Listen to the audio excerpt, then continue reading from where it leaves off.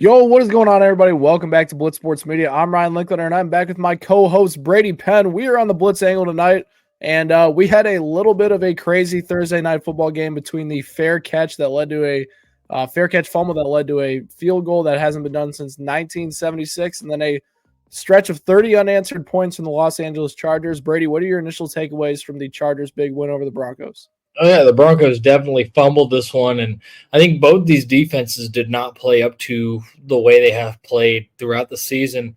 Both did make some big plays at different points, but all in all, there was some leakage on both defenses. But I think one thing I'll say is that Justin Herbert did not write back to Ryan Linklater tonight.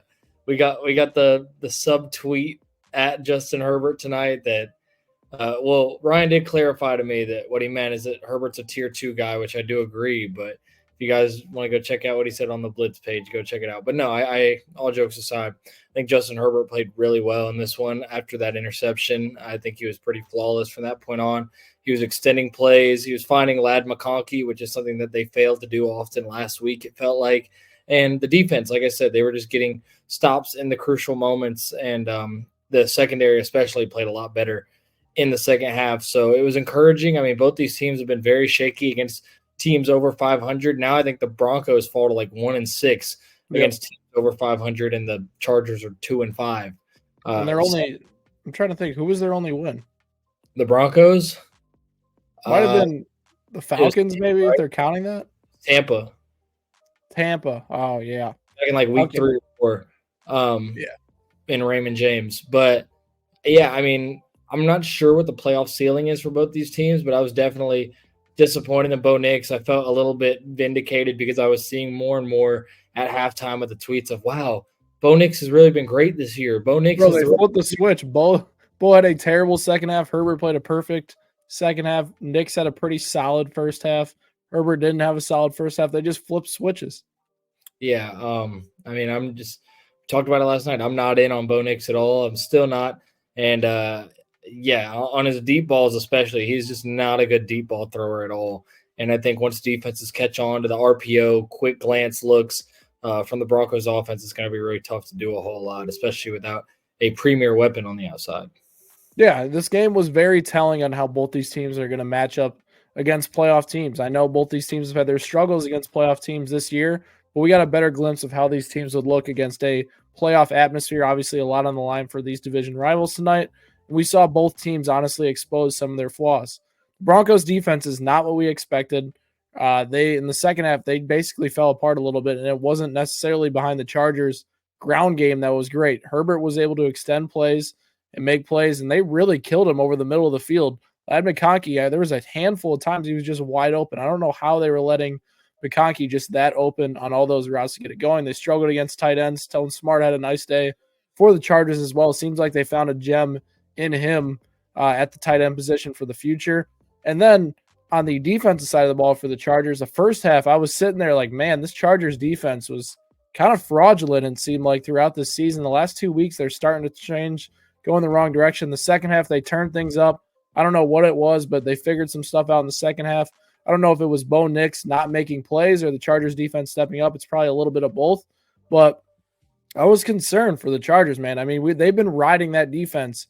And if they can't ride their defense, they're going to be really bad. I mean, the first half was a great example of their defense struggling, the offense not able – the offense performed like it has the whole season. Like they get some points here or there, but they're not like a top-tier offense in the league right now. The second half, the defense got stops. The offense got a little bit of momentum, and then we saw what happened in the second half. On the Broncos side of things, the first half couldn't have been any better. Bo Nix came out firing. The playbook was open. Sean Payton was calling a great game. They even were getting the running backs involved well, I thought. Marvin Mims had that big play, and I'm like, man, they need to get Marvin Mims more involved too. He's kind of just been stuck there behind a lot of other players in Denver and hasn't necessarily got a chance as a consistent receiver. So they were doing great, and then in the second half, I don't know what happened. They got away from their identity. They weren't hitting on those short routes like you mentioned. When they tried a deep shot, Bo Nix wasn't anywhere near the mark. It just didn't look good on the Broncos side of things. So it was concerning for sure. I think, like I said, I tweeted that Justin Herbert thing. Herbert had a horrible first half when I tweeted it. And it was more the fact that Justin Herbert is not in the same tier as the top 4 guys in the league right now. That's more of the tweet that it was. I think Herbert has a comparable outlook to Phillip Rivers. I know they're different players. What are you saying? So I agree with that he's behind the other 4. Yeah, and I think he'll probably be behind those 4 for the rest of his career, unless the Chargers wind up building a very solid team around him.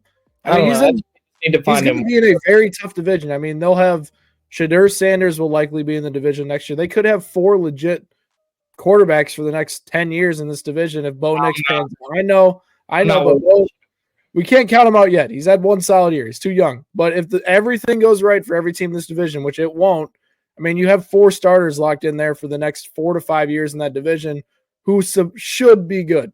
And on Herbert's side of things, it just feels like a Phillip Rivers situation where they'll have good teams, but are they ever going to get over the hump of a Kansas City, a Buffalo, a Baltimore? Pittsburgh's always going to be tough. Houston has a really good young core there as well. Can they get over those teams? I don't know. I'm going to ask you this. Can you name me an elite X receiver that Justin Herbert has had in his career? Because all the Keenan Allen and Mike Williams were both great receivers, Brady. Come on. Mike Williams is not great. Keenan Allen is a great slot guy, but that's not what I'm asking, though. Mike Williams was a lot better before these injuries he had. Man, Mike Williams was solid. Mike Williams is not a Jamar Chase. He was a good football player. He was not a Tyreek Hill. He was not a Stephon Diggs. Okay, but you got to think about their scheme, though. They had Keenan Allen working the middle of the field in the 10 to 15-yard routes, and then you'd have Mike Williams for a deep shot. Like that's a good combo of receivers to have. Again, Mike Williams isn't on that tier as those other guys, and I feel like to properly see, and we've seen the flashes from her regardless, like with that weapon set, yes, but I just feel like to really see your quarterback unlock to that highest level, you have to see them with that all-pro level receiver, and some of them don't always have to have it. We've seen Allen now do well without it. We've seen Mahomes do well without it, but they all started out with one. We saw Josh Allen didn't start to become good until they brought him Diggs. Patrick Mahomes was able to start out with Tyreek Hill. Obviously, Joe Burrow has always had Higgins and Jamar Chase, so I definitely – the one guy that you really can't say that for is Lamar, and I want to see it for Justin Herbert. I was a proponent of the fact that they should have taken Malik Neighbors. I'm fine with the Joe Alt pick. I think Joe Alt's really good, but I would have really liked to see them with an outside receiver, and maybe this offseason is when we get that. I do, even though people are saying the Patriots are going to be the highest bidders or whatnot, I expect the Chargers to be heavily in the mix. I mean, Garrett Wilson's reportedly on the block now. Yeah. Reportedly. Yeah, we'll see what happens. I mean, I don't think they're going to bring back Devontae next year, so I don't see where Garrett Wilson's going. I honestly, if Devontae came available, I know he has some left in the tank, but just for the Chargers' long-term outlook, I think you want a guy 27 or younger. I could see. Oh no, I was just saying in the Jets case that they'd probably Wilson stand. I'm not the biggest fan of DK in LA. I'm not sure he's the prototype guy, and he's been a little bit disappointing the last year or two. But if T. Higgins finds his way to LA, obviously I want him with my Patriots, but if T. Higgins finds his way to LA, I think you could see a lot more success vertically for Justin Herbert. Because let's be honest, like a lot of Justin Herbert haters, they look at the stat sheet and they only see, he only had 270 and 2. But then you watch the tape and you'll see like some crazy throws. And I do think he's not been as good as he could be the last 2 weeks or so. I think he was pretty good in that Chiefs game, considering the lack of help that he had. But I mean, that's just not Justin Herbert's style because of the personnel he has. And I want to see somebody that can blow up the stat sheet for him on the outside.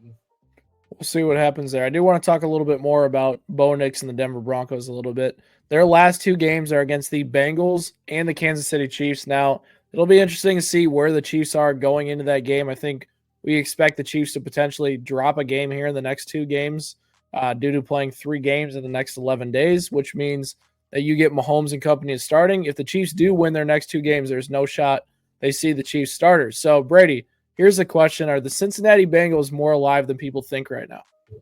I'm not sure. I did see something funny talking about it would be poetic if the Bengals' playoff hopes relied on the Chiefs winning in Week 18. It'd be funny just because of the back and forth between those 2 fan bases and the trash talk from Cincinnati to Kansas City. But, I'm still – if I had to put a percentage on it, I would put the Bengals at about 34% chance to make it right now. If they win this week and next week and the Broncos lose next week, that probably jumps up to about 63. They play each other. That's the big thing. Oh, well, yeah, there you go. In that case, I still put it at 64, 65. But like you said, it depends on what the Chiefs do. If the Chiefs need to win that Week 18 game, the Bengals should be feeling really good. But then again, the Bengals still have to play the Steelers in that final Dude, that game. would be the ultimate chef's kiss for the Chiefs and Bengals little rivalry they've had going. Is the Chiefs just rest all their starters, and the Bengals are like, "Oh my god, the Chiefs screwed us over again." I don't see this being able to happen, but it would be funny if somehow they ended up being on a collision course to where we got Chiefs 2 versus Bengals 7 in round 1 in Arrowhead. I mean, it could be Bills Bengals too. That's been a little bit of a rivalry. That is, if you remember back, that was really the one game where I'd say Josh Allen since 2020 got embarrassed. I know that AFC Championship game against the Chiefs fell apart in 20. I don't think it was really by Allen's fault. The 14-2 Chiefs just destroyed that defense. But I think that was the one game where Josh Allen was really embarrassed in his playoff career as a home favorite against the Cincinnati Bengals in the snow, his kind of weather game. And Joe Burrow just came in and took it to them. So it would be an interesting matchup. I do certainly think that Josh Allen would carve up this Bengals defense. Yeah, I think a lot of teams are going to be able to carve up this Bengals defense. Yeah, we'll see. I mean, if we do get Chiefs Bengals for some freaking reason, like you've said, Lou Anarumo seems to only be able to game plan for the Chiefs, so who knows. But I do want to say this for Bo Nix. I have the numbers on hand now. I mentioned this last night. Let's just look between points per game, yards per play, EPA per drop back, and EPA per rush between last year and this year. Points per game, last year they were 16th. This year they're 15th. Yards per play, last year they were 20th. This year they're 23rd. EPA per drop back, last year they were 21st. This year they're 22nd. And then EPA per rush, last year they were 15th. This year they were 20th.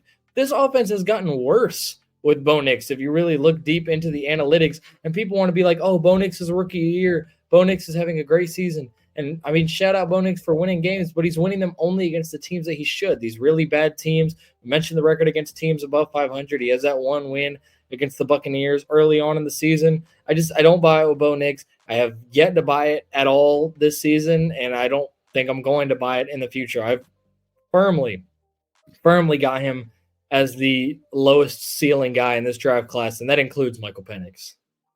Yeah, it'll be interesting to see. As far as the Bengals, what were you saying?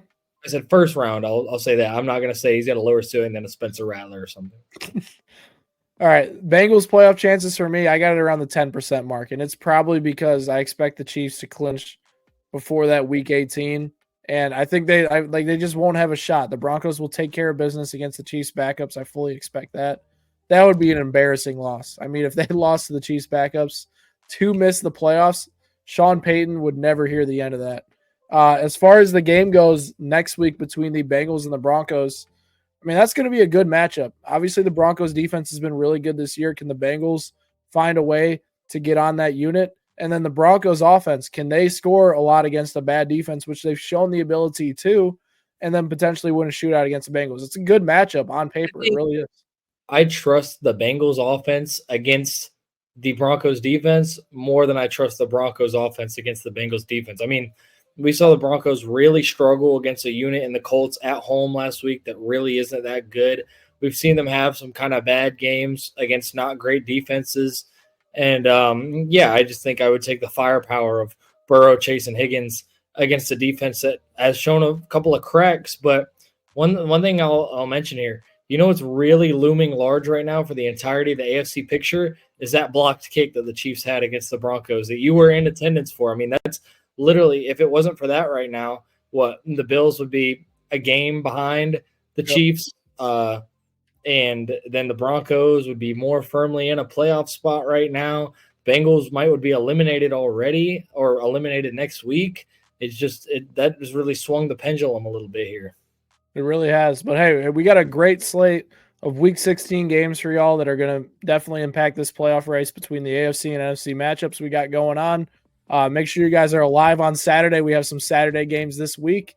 This video will drop early on Saturday, so you guys can get a little preview on those matchups before they start. But all in all, hit that subscribe button for more Blitz Sports Media content. And me and Brady will catch you guys next time. Yes, sir.